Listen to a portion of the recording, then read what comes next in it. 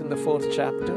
Krishna says, Bhaktosi me sakha cheti rahasyam hetaduttamam. Arjuna, this is a confidential knowledge, but you can understand because you are my devotee and friend. So, devotion to Krishna in a transcendental relationship, like a friendship relationship, is an important qualification to access that confidential knowledge.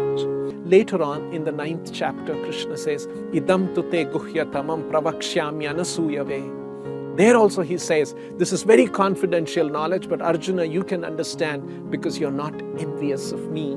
So, being a devotee in a transcendental relationship and not being envious of Krishna, these are the qualifications one must have in order to access the confidential knowledge of the Bhagavad-gita.